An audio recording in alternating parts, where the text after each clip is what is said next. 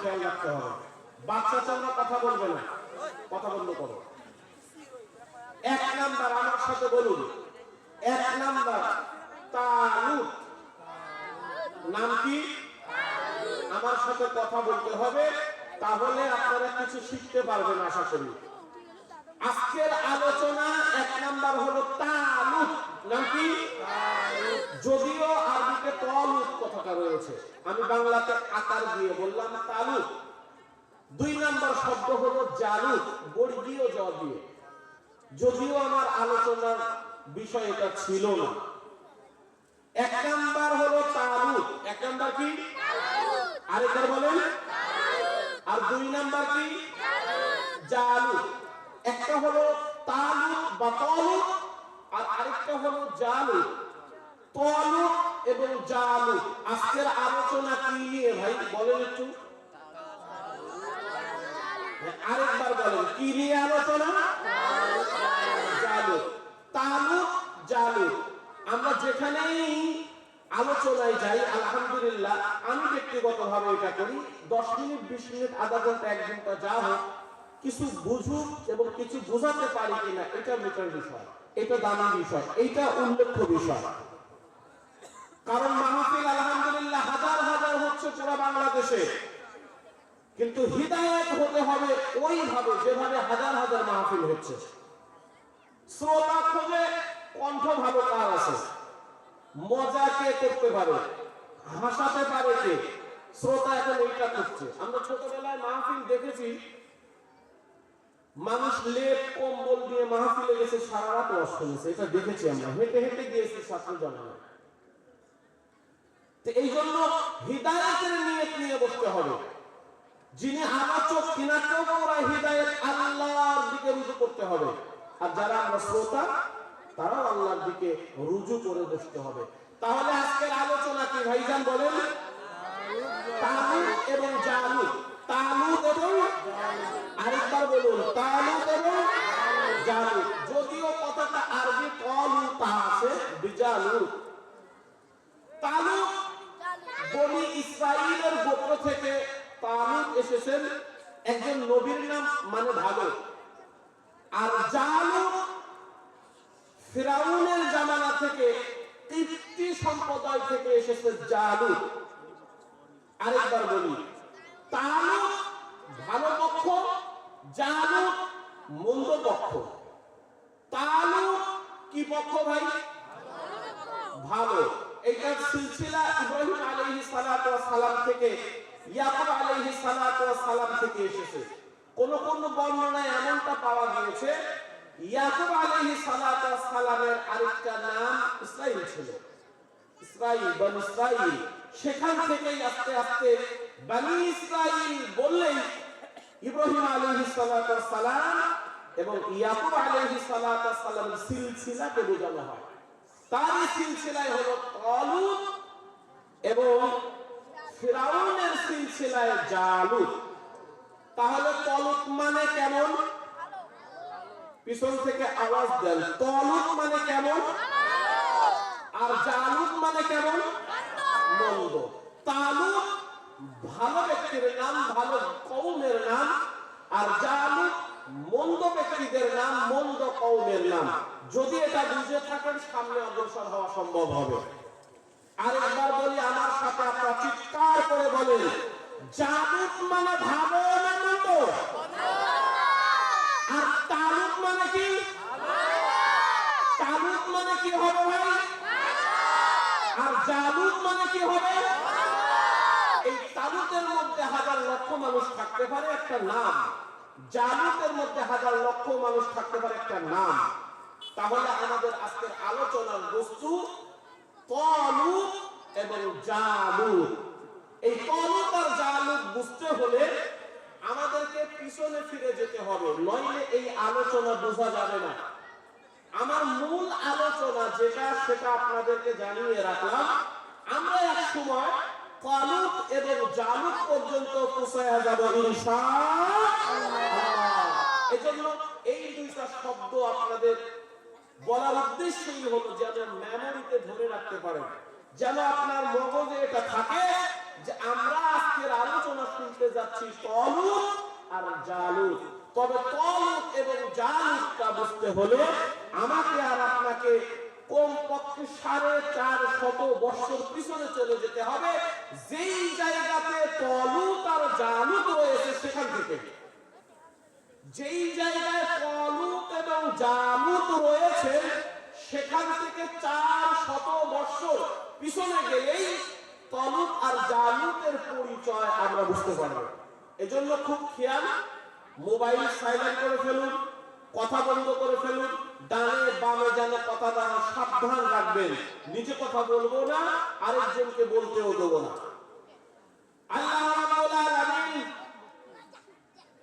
পবিত্র কোরআনুল কারীমের মধ্যে সূরাতুল বাকারা 249 নম্বর আয়াতের মধ্যে ঘোষণা করেন, ফালাম্মা ফাসালা ক্বালুতু বিল জুনুদি ক্বালা ইন্নাল্লাহা মুবতালিকুম বিনাহার। আল্লাহ রাব্বুল আলামিন বলেন, আমি জালুত আর তালুত এর মধ্যে পার্থক্য করার জন্য একটা নদী বেছে নিয়েছিলাম। আমি তালুতের কওমের সৈন্যদেরকে পরীক্ষা করার জন্য একটা নদীর পরীক্ষায় ফেলেছিলাম। বন্ধু, আমরা সেই আলোচনায় আসবো। এই তালুত আর জালুতের আলোচনায় আসার আগে আমাদের 400 বছর আগে পিছনে চলে যেতে হবে। কারণ 400 বছর পিছনের আলোচনা যদি আমি না বুঝি, তাহলে তালুত আর জালুতের আলোচনা বুঝে আসবে না। তাহলে আজকে আমাদের আলোচনার বিষয় কি দাদু ভাই? জি দাদু ভাই বলেন, কি আলোচনা? তালুত এবং জালুত। এই তালুত আর জালুত এই সম্প্রদায়ের আলোচনা বুঝতে হলে অবশ্যই আপনাকে 400 বছর আগে থেকে ঘুরে আসতে হবে। যদিও বিস্তারিত আলোচনা হবে না বা সময় থাকবে না, সামান্য কিছু আলোচনা দিয়ে আমরা আসব। 400 বছর আগে একজন মানুষের জন্ম ঘটেছিল মিশর। কোথায়? মিশরে। আমরা 400 বছর পিছনে চলে গেলাম তালুত আর জালুত থেকে। তালুত এবং জালুত থেকে কত বছর পিছনে চলে যাচ্ছি? 400 বছর পূর্বে, এখন থেকে না, তালুত আর জালুতের সময় থেকে। 400 বছর পিছনে একজন মানুষের জন্ম হয়েছিল, এই পৃথিবীতে আগমন করেছিল, যার নাম হলো কাবুস। কি নাম? আরেকবার বলেন, কি নাম? কাবুস। কাবুস। কাবুস কথাটা আপনাদের কাছে নতুন মনে হচ্ছে, আলেমদের কাছে পুরাতন। যারা আলেম আছেন তারা জানে কাবুস তার নাম ছিল। আপনাদের কাছে কাবুস কথাটা পুরাতন হলেও কাবুসের আরেকটা সিফতি নাম রয়েছে, গুণবাচক নাম রয়েছে, উপাধি নাম রয়েছে। এইটা বললে আপনারা বলবেন, ও আচ্ছা এটা। কাবুসের সিফতি নাম, গুণবাচক নাম হলো ফিরআউন। কি নাম? জোরে বলেন, কি নাম? ফিরআউন আসলে অরিজিনাল নাম নয়। ফিরআউন আসলে আসল নাম নয়, তার আসল নাম কাবুস। নাম কি? জোরে বলেন, নাম কি? কাবুসের উপাধি নাম ফিরআউন। কথাটা খুব খেয়াল করে শুনবেন। তৎকালীন মিশরে যিনি রাষ্ট্রপ্রধান হতেন তাকে ফিরআউন বলে ডাকা হতো। ফিরআউন কোনো নাম নয়, ফিরআউন কোনো নাম নয়, এটা একটা পদবি, এটা একটা উপাধি। সেই সময় মিশরে যিনি রাষ্ট্রপ্রধান হতেন তাকে কি বলে ডাকা হতো ভাই? আমার সাথে কথা বলুন, তার নাম কি? তাহলে ফিরআউন কোনো ব্যক্তির নাম নয়, এটা উপাধি। এটা কি? বাচ্চা কথা বলবো না। আল্লাহ রাব্বুল আলামিন মিশরে একজন মানুষের জন্ম ঘটিয়ে দিলেন যার নাম কাবুস। কোরআনুল কারীমে বহু আলোচনা তাকে নিয়ে করা হয়েছে। মুসা আলাইহিস সালাতু ওয়াস সালাম এবং ফিরআউনের আলোচনা শুনে নাই এমন মানুষ খুব কম। তবে আজকে বিশেষভাবে আলোচনা করার প্রয়োজনের জন্য মনে হলো যে আমাদের তালুত আর জালুত জানতে হবে। বন্ধুগো, তালুত আর জালুত জানতে হলে ফিরআউনের জীবনী আপনাদেরকে জানতে হবে। ফিরআউনের আসল নাম ফিরআউন নয়, তার নাম হলো কাবুস। নাম কি? আরেকবার বলেন, নাম কি? ফিরআউনের নাম হলো কাবুস। এই ফিরআউনের যখন জন্ম হলো, মিন টাইম সেম টাইম পাশাপাশি সময় আরেকজনের জন্ম হয়েছিল, যার নাম হামান। ফিরআউন এবং হামান একই এলাকার মানুষ ছিল। ছোটবেলা খেলার বন্ধু, খেলার সাথী, তারা খুব একে অপরের বন্ধু, জানের বন্ধু, একেবারে রহমতের বন্ধু। যা করে দুইজনে একই সঙ্গে করে, ভালো হোক মন্দ হোক দুইজন একসঙ্গে করে। যেখানে কারুনকে পাওয়া যেত, যেখানে হামানকে পাওয়া যেত, সেখানে ফিরআউনকে পাওয়া যেত। দিন যায় রাত যায়, সময় যত চলে যায়, তারা বড় হতে থাকে। এই একটা সময় গিয়ে যখন তাদের বয়স 8-10 বছর হয়ে যায়, তারা সমাজের মধ্যে পরিচিত হয়ে গেল দুষ্টু ছেলে হিসাবে। কি ছেলে? কথা বলেন, কি ছেলে? দুষ্টু ছেলে। তাদেরকে কেউ ভালোবাসত না, তাদেরকে কেউ শ্রদ্ধা করত না। যত ধরনের মন্দ কাজ আছে এই ফিরআউন আর হামান করত, জগলবন্দি হয়ে একসঙ্গে করত। করতে করতে এলাকার এমন কোন আম গাছের আম, জাম গাছের জাম, লিচু গাছের লিচু, বড়ই গাছের বড়ই চুরি করে নাই এমন হয় না। যত ধরনের চুরি চামড়া খারাপি কাজ দুইজন মিলে করত। এলাকার মানুষ অতিষ্ঠ হয়ে তার বাবাদের কাছে নালিশ দিয়ে দিল, বিচার দিল, তোমার ছেলে ফিরআউন আর তোমার ছেলে, এই দুইটা বন্ধু মিলে পৃথিবীর আমাদের সমাজের মধ্যে যত ধরনের খারাপ কাজ সবগুলো করেছে। এবার বাবা সিদ্ধান্ত নিল দুইজনের, ফিরআউনের বাবা আর হামানের বাবা সিদ্ধান্ত নিল দুইজনকে দেশান্তরী করে দেওয়া হবে। জ্বালায় আর জীবন থাকে না, কয়জনের বিচার করি? সকালে একজন বলে আম গাছে আম নাই, ফিরআউন নিয়েছে। বিকালে আরেকজন বলে জাম গাছে জাম নাই, হামান নিয়েছে। সকালে বিচার, দুপুরে বিচার, সন্ধ্যায় বিচার। সকালে মানুষ আসতো সালিশ নিয়ে বিচার করতে। বাবা মা অতিষ্ঠ হয়ে দুইজনকে বলল, তোমরা এই মহল্লা থেকে চলে যাও। দুইজন রাগ করে রওনা দিয়েছে। দুইজন একসাথে কথা খেয়াল করে শুনতে হবে, কারণ আমাকে পৌঁছাতে হবে তালুত আর জালুত পর্যন্ত। দুইজন মনের দুঃখে কষ্টে সে এলাকা ছেড়ে বহু দূরে যাওয়ার সিদ্ধান্ত নিয়েছে। রাতে রাত নয়, দিনকে দিন নয়, এমন করে মাইলের পর মাইল, মাঠের পর মাঠ, মরুভূমির পর মরুভূমি পাড়ি দিয়েছে। তার কারণ হলো তারা ভালো মানুষ নয়। এক এলাকায় নদীর দিকে গিয়ে একটা জায়গায় একজনকে দেখলেন, উনি তরমুজের কাজ করছে। খুব সাবধানে বিচক্ষণার সহিত শুনতে হবে ভাইজান।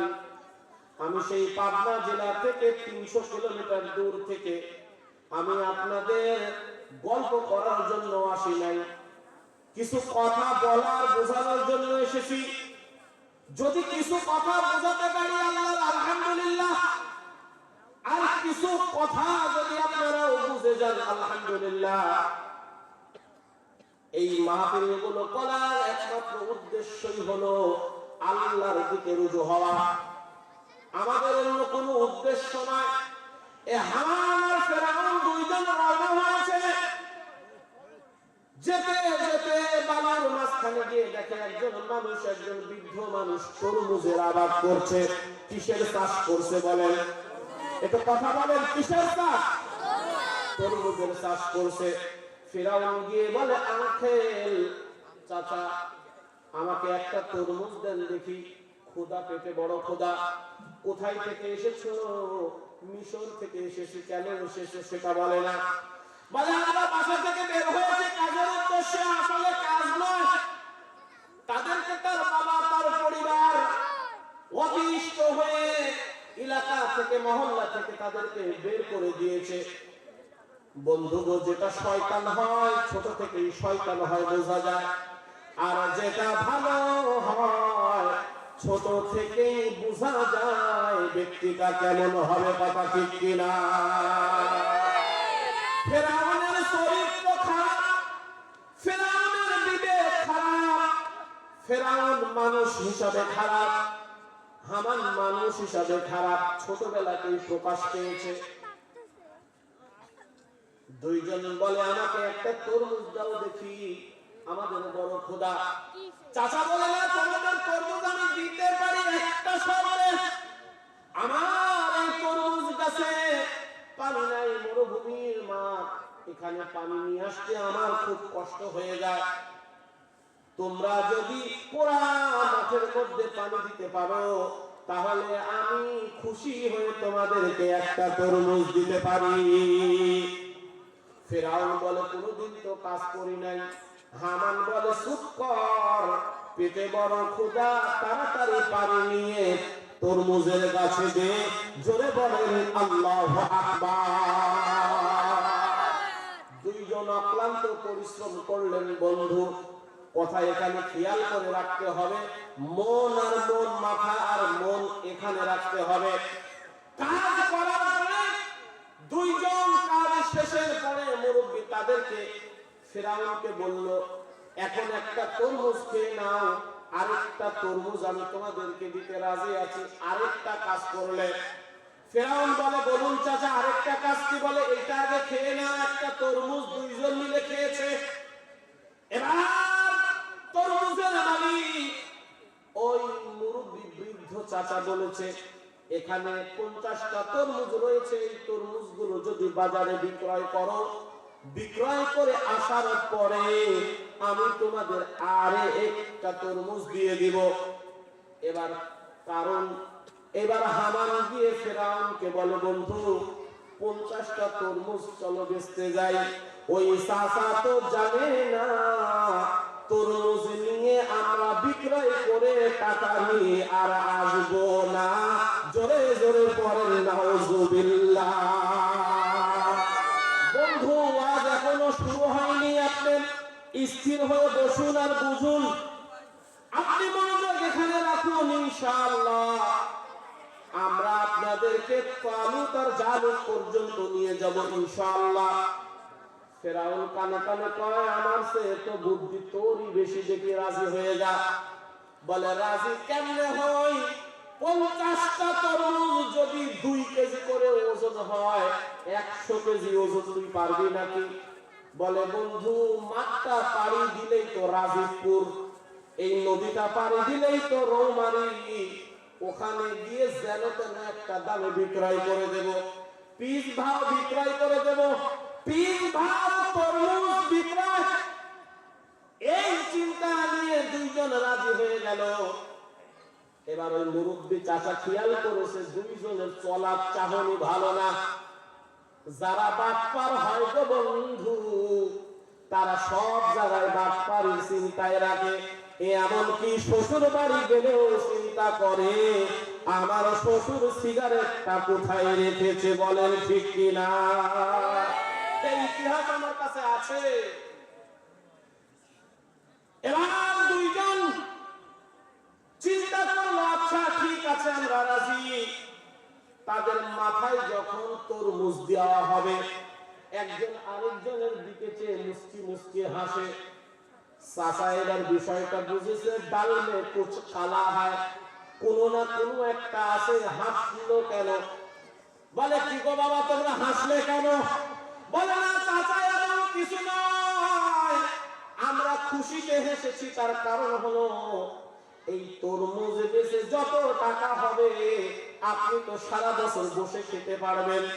চাচা বলে আমাকে অত বোকা পাইও না, তোমাদের চাহনি ভালো না, তোমাদের ফিসফিসি কথা আমার মনের সন্দেহ ঢুকিয়েছে। আমি একটা ফয়সালা তোমাদেরকে করছি, তোমাদের মধ্যে বড় কে? ফেরাউনকে আমি বড়। হামান কয় ঠিক আছে ওই বড়। এবার চাচা বলে শক্তি কার বেশি? ফিরআউন কয় হামের শক্তি বেশি। আসলেও সে বড়, দেখতে ইয়া বড়, একেবারে পালোয়ানের মতো। চাচা কয় ফিরআউন রে, আমার ফয়সালা হলো এই 50টা তরমুজ তুমি মাথায় নিয়ে তুমি যাবে বাজারে, আর তোমার বন্ধু হামান থাকবে আমার কাছে। জোরে জোরে বলেন ঠিক আছে কিনা? এইবার ফিরআউনটা আমি বড় না ওই বড়, আমি 2 দিন কিছু খাই না, আমার শক্তি নাই।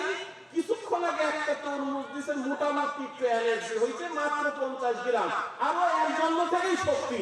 ওই তো এলাকার সব আপেল কমলা বড়ই সব কিছু ওই খাইতো। হামান কয় এই গোপন কথা আমার বলিস না, যা করছি এখানেই না, আমি থাকি তুই যা।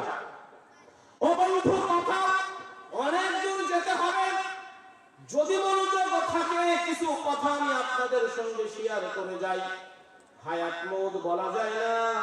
ফিরআউন তরমুজগুলো নিল, 50টা না কম নিয়েছে, বাজারে গিয়ে বিক্রয় করেছে। বিক্রয় করে বিকালে এসে যখন চাচার কাছে অর্থ দিয়েছে, চাচা পাই পাই করে হিসাব নিয়েছে। এবার বলেছে তরমুজ দাও। চাচা বলেছে আমি যে ওয়াদা করেছি ওয়াদা খিলাফ করব না, আমি তোমাদের একটা তরমুজ দিয়ে দিলাম। এবার দুইজন মিলে সেই তরমুজটা খেয়ে আবার তারা পরামর্শ করছে। হামান ফিরআউনকে বলছে বন্ধু, এই তরমুজ বিক্রয় করে সংসারে উন্নতি হবে না, চলো দেখি এর সে আর কি ভালো ব্যবসা আছে।